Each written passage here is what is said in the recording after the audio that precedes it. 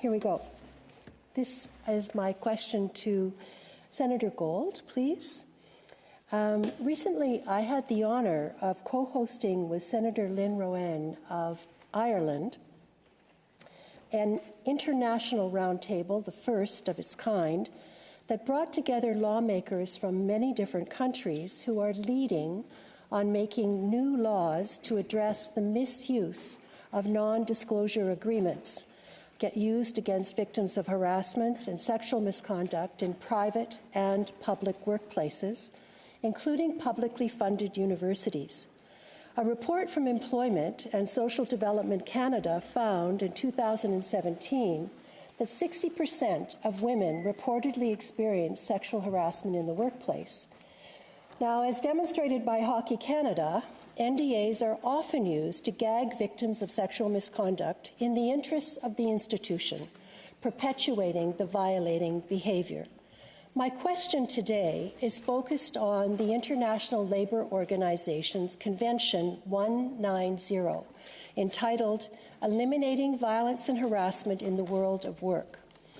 The International Labour Organization adopted this in 2019 as the first international treaty to recognize the right of everyone to a world of work free from violence and harassment, including gender-based violence and harassment. 20 governments have ratified this convention, Senator Gold, but Canada has not.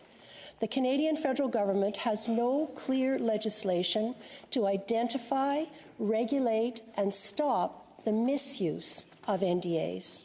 My question is, when will Canada adopt ILO Convention 190 and join these countries to start putting in place the necessary laws and policy measures to prevent violence and harassment in the world of work more effectively?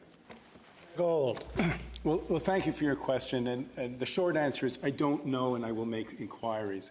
But as the Honourable Senator knows, and in fact colleagues here would know as well, that although Canada has the power through the Crown prerogative to enter into any treaties, the implementation of treaties requires legislation. And in that regard, in matters dealing with labour, for example, this engages the provincial jurisdiction over labour. So it is not uncommon, and those with greater foreign affairs experience can probably attest to that it is sometimes the case, and it may or may not be the case here, I will inquire, that before Canada makes a commitment internationally, it needs to make sure that it's got some buy-in or participation of the provinces. I don't know if that's the case, and I will certainly inquire, and thank you for raising that.